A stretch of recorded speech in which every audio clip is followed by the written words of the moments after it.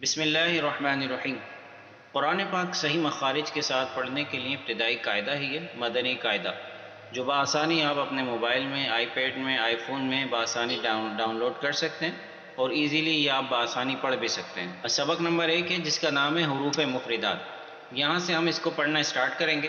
یہ سبق نمبر 1 کہلاتا ہے اور یہ حروف مفردات ہیں، یعنی انڈیویجول لیٹرز، الف سے لے کر یا تک جتنے بھی حروف ہیں ان کو حروف مفردات انڈیویجول لیٹرز کہتے ہیں، الگ الگ حروف۔ کمپلیٹ یہ لیٹرز جو ہیں وہ 29 ہوں گے۔ ان کو اگر ہم کاؤنٹ کریں گے تو یہ 29 لیٹرز ہیں، انڈیویجول لیٹرز، جو بلیک کلر میں ہیں اور بلو کلر میں ہیں۔ جو بلو ہیں وہ حروف مستعلیہ ہیں، یعنی موٹے حروف جن کو کہتے ہیں۔ یہ حروف مستعلیہ ہیں بلو کلر میں، ان کو ہر حال میں موٹا کر کے پڑھنا ہے آپ نے۔ پہلا حرف الف ہے، اس کے بعد با، تا، سا، جیم، ہا، خو۔ یہ جو خو ہے بلو کلر میں، اس لیے ہم نے اس کو موٹا کیا ہے۔ خو، دال، زال، را، زا۔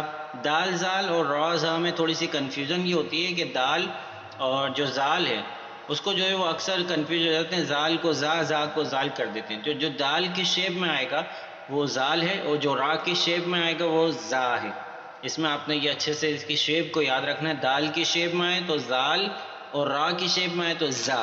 اس کے بعد سین، شین، صاد، داد، تو، زو، عین، غین، فا، قاف، کاف، لام، میم، نون، واو، ہا، حمزہ، یا۔